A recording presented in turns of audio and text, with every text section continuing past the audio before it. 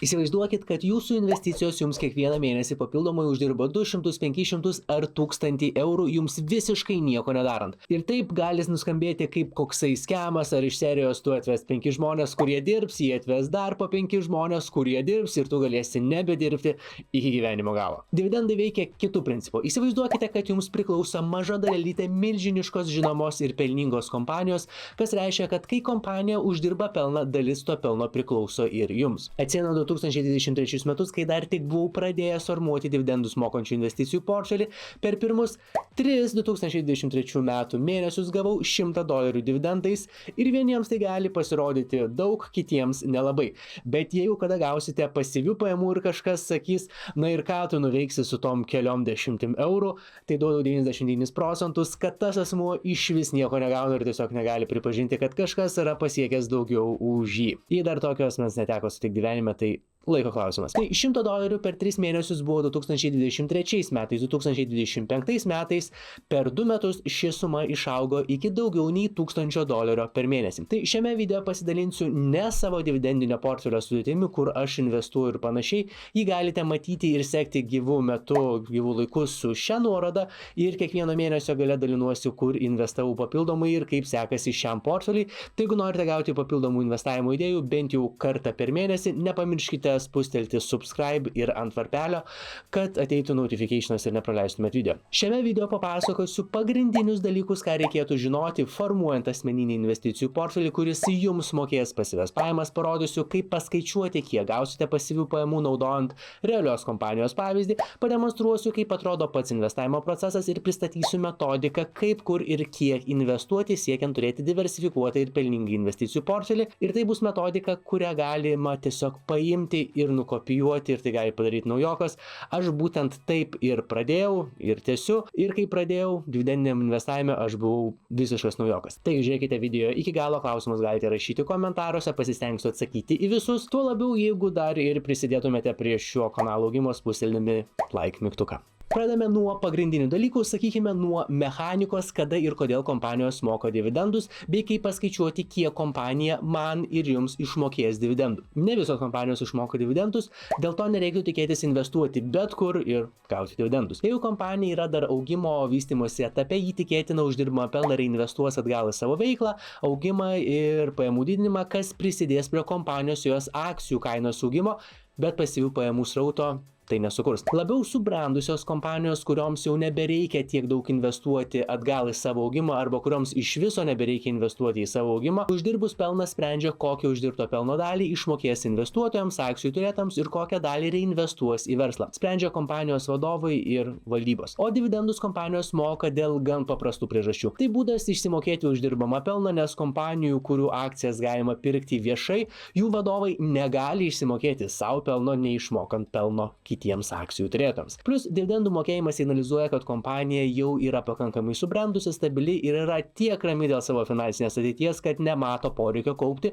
didesnio piniginio rezervo netikėtumams ir reinvestuoti atgal į verslą, nes tai jau praeitas etapas. Dabar kaip skaičiuojami dividendai? Kompanijai gavus pelną, jos vadovai sprendžia, kokią dalį pelno kompanija išmokės akcininkams ir kokią dalį paliks įmonėje įmonės reikmėms. Ir sakykime, kompanija nusprendžia, kad jį išmokės 10 milijonų eurų uždirbto pelno ir nuo čia prasideda visiškas kapitalizmas. Jokių visi investuotojai yra lygus ir panašiai.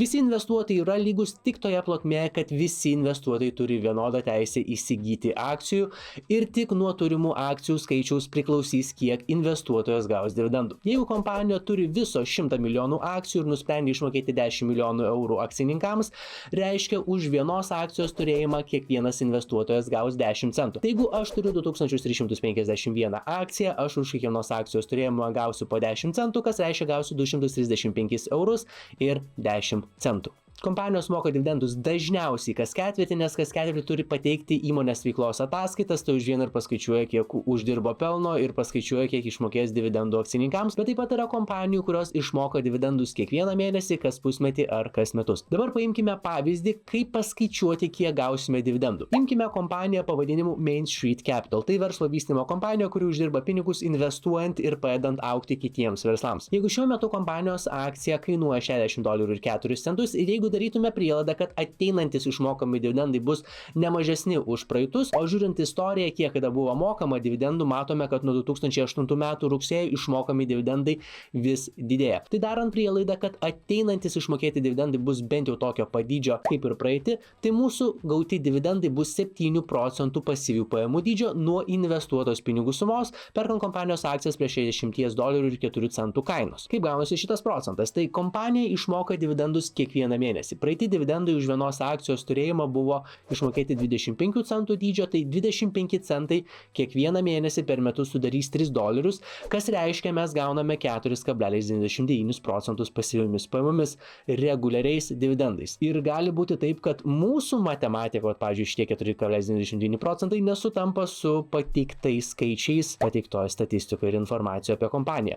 Kaip ir turime šiuo atveju, nes mums rodo, kad dividendai yra ne 5 procentai, o 7 procentai. Ir taip gali būti dėl to, kad kompanija išmoka papildomus dividendus akcininkams. Pavyzdžiui, per 2024 metus buvo išmokėti papildomai vadinami specialūs dividendai.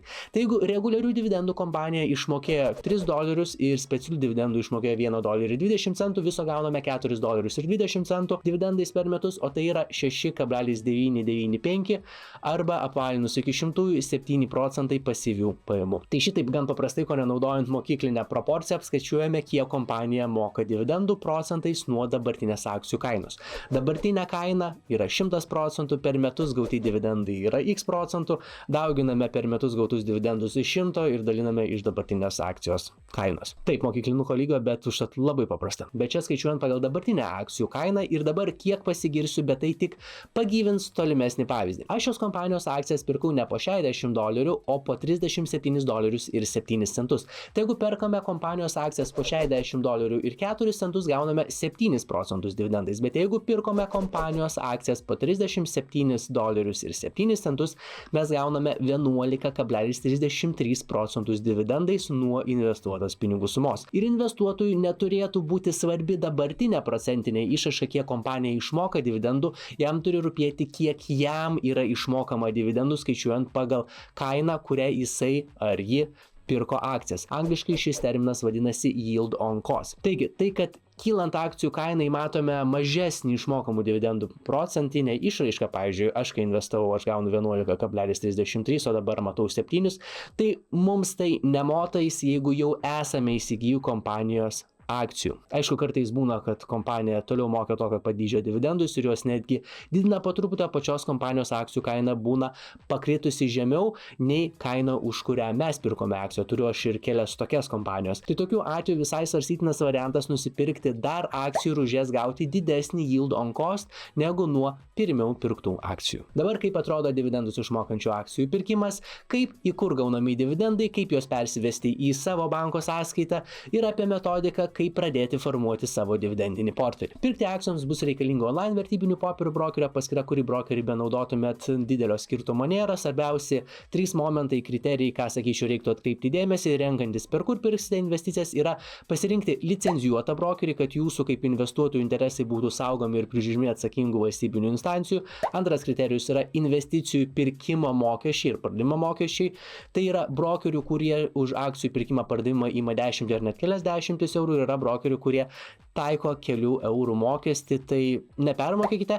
Ir trečiai, ką atkreipti dėmesį, tai savitarna ir jos naudojimasi paprastumas. O pačią investavimo paskyrą susikursite per 10 minučių, nebent sugalvosite kurti paskyrą kaip juridinis asmuo, ne kaip fizinis, tai tada tas procesas gali trukti dokumentų siuntinėjimo ir savaitę. Teko šitą procesą daryti. Susikūrus paskyrą ir prie jos prisijungus, paieškoje suvedame norimos pirkti kompanijos pavadinimą arba trumpinį vadinamą ticker symbol, surandame mus dominančią kompaniją, pasirenkame ją, tuomet nurodome, kiek kompanijos akcijų norime pirkti, galime nurodyti ir už kokią kainą perkame, pateikėme pirkimo užsakymą ir patvirtiname pirkimą.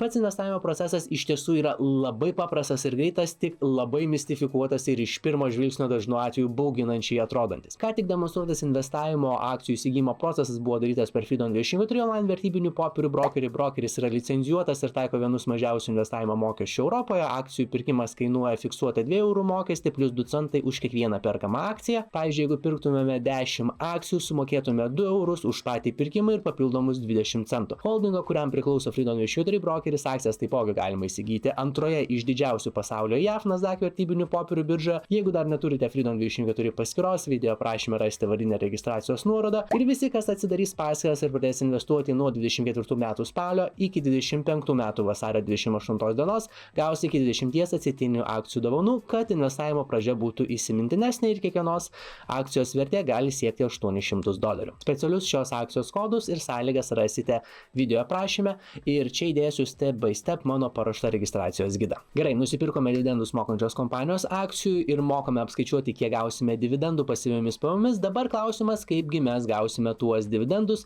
ir kaip galime jais pasinaudoti, ir atsakymas yra labai paprastas. Išmokami dividendai automatiškai pasiekia mūsų paskyrą. Už tai yra atsakingas brokeris, jis kompanijos išmokamus dividendus įskaičiuoja į mūsų sąskaitą priklausomai nuo to, kiek akcijų turime, ir už tai brokeris neima jokių mokesčių. Jeigu gautus dividendus mes norime investuoti į tą pačią ar kitas kompanijas, pavyzdžiui, kitas dividendus mokančias kompanijas, mes tiesiog už tuos pinigus perkame akcijas. O jeigu norime gauti tuos pinigus ir jais pasinaudoti kasdienybėje, savo paskyroje nustatymuose einame į pinigų išmokėjimo skiltį, nurodome, kiek pinigų norime išsimokėti į savo sąskaitą, nurodome savo banko sąskaitas duomenis ir pinigai būna pervedami į nurodytą banko sąskaitą, labai panašiai kaip ir persidėjant pinigus tarp savo skirtingų banko sąskaitų. Turėjote susidaryti įspūdį, kad pirkti akcijas ir gauti dividendus yra tikrai paprastas procesas. Dabar pasidalinsiu metodiką, kur kiek investuoti pradedant supirkinėti akcijas, ir šią metodiką taikiau ir taikau pats, ir ši metodika taikoma kiek skirtingai priklausomai nuo to, ar investuosite po truputį kiekvieną mėnesį,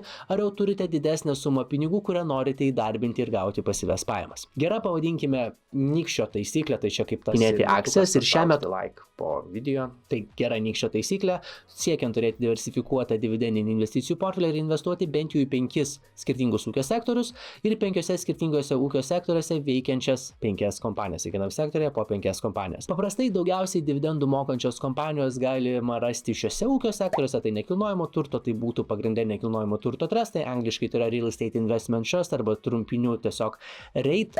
Finansų sektorė, tai finansų sektorė daugiausiai moko verslo vystymo kompanijos, tai angliškai Business Development Companies, trumpiniu BDC, komunalinių paslaugų sektorius, angliškai Utilities, kasdienio vartojimo prekių sektorius, angliškai Consumer Staples, ir telekomunikacijų sektorius. Sektorių yra ir daugiau, bei išvardintų yra dar energetikos, žaliavų, tech, pramonės, sveikatos priežiūros ir nekasdienių prekių ir paslaugų sektoriai. Tai išsirenkame sektorius, kurie mums labiausiai patinka, kuriuose galimai matome daugiausiai potencialo, ir perkame tų sektorių kompanijų akcijas. Dėl kompanijų analizių ir vertinimų turėčiau sakyti, būtinai atlikite savo namų darbus, pasidarykite analizę, skaičiavimus prieš investuojant ir panašiai, bet nei aš, nei jūs nepadarysite geresnės, išsamesnės analizės, nei dešimtis, ko ne visą gyvenimą investuojančių ekspertų, Wall Street analitikų ir matematinių vertinimo modelių. Tai vietoj to, kad bandyti padaryti analizės geriau už profesionalus, verčiau skirkite laiko uždirbti papildomai ir pasinaudokite jau padarytais ekspertų namų darbais. Bent jau taip darau aš ir turiu visai gerą rezultatą, tai nėra investavimo rekomendacija. Šią video kortelę rasite video, kuriame dalinuosi geriausiai vertinamų ir daugiausiai dividendų išmokančių kompanijų iš skirtingų sektorių sąrašais, ir kiekvieno mėnesio gale darant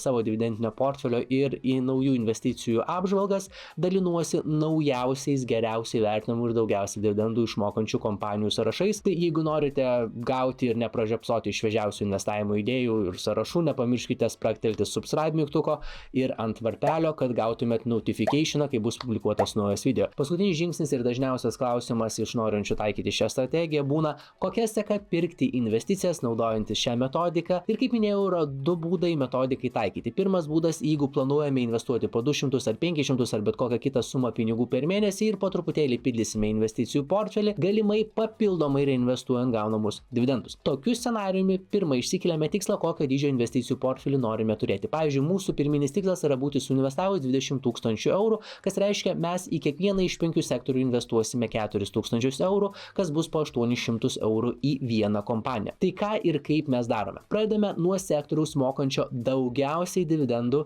ir perkame tame sektoriuje veikiančios kompanijos akcijos. Jeigu investuojame mažiau nei po 800 eurų per mėnesį, kitą mėnesį perkame vėl tos pačios įmonės akcijų, kol nesuinvestuojame į 800 eurų, kai esame nusipirkę vienos kompanijos akcijų už 800 eurų, tuomet judame prie kito sektoriaus ir tęsime tą patį procesą ratu, pakol suinvestuojame po 800 eurų į 5 kompanijas veikiančias skirtingose ūkio sektoriuose, po to supirkinėjame kitos kompanijos akcijas ir tęsėme šį procesą, pakol suinvestuojame į kiekvieną ūkio sektorių po 4000 eurų. Na, o jeigu investuojame iškart didesnę sumą pinigų, paskaičiuojame, kokią tos sumos dalį investuojame į vieną sektorių, kiek į vieną kompaniją, surandame geriausiai vertinamas ir mus tenkinantį dividendų procentą mokančias kompanijas, perkame akcijas ir laukiame savo pirmųjų dividendų. Ir kaip jau minėjau video pradžioje, nusiteikite, kad pati pradžia kels mažesnį džiaugsmą, ypač jeigu pradedate formuoti dividendinį portfelį investuojant po truputį. Mano paties gaunami dividendai 2023 metų pradžioje buvo vidutiniškai $33 per mėnesį,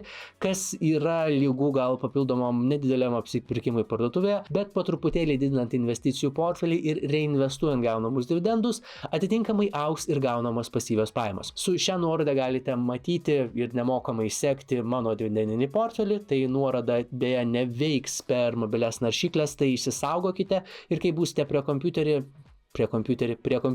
prenumeruokite. Na, o pakol dar darote namų darbus ir nesate atsirinkę kompanijų akcijų, kurias norite pirkti, bet jeigu norite, kad jūsų pinigai uždirbinėtų pinigus, galite naudoti Freedom 24 už biržinių vertybinių popierių apsikeitimo sandorių D sąskaitas, gaunant iki 4,7 ir 7% metinės grąžos priklausomai nuo naudojamos valiutos, tai eurų ar dolerių, arba naudoti vienos dienos už biržinių vertybinių popierių apsikeitimo D sąskaitos, kurių veikimo principas yra toks taip pat, tik jų grąža yra išmokama kiekvienos darbo dienos gale, penktadieniais ir už savaitgalį, bet ir grąža kiek mažesnė nei ilgalaikių planų. Vardinę Freedom 24 registracijos nuorodą ir kodus gauti iki 10 akcijų dovanų rasite video aprašyme. Jeigu to dar nepadarėte, spragtelkite like mygtuką, tai prisidedami prie šio kanalo augimo.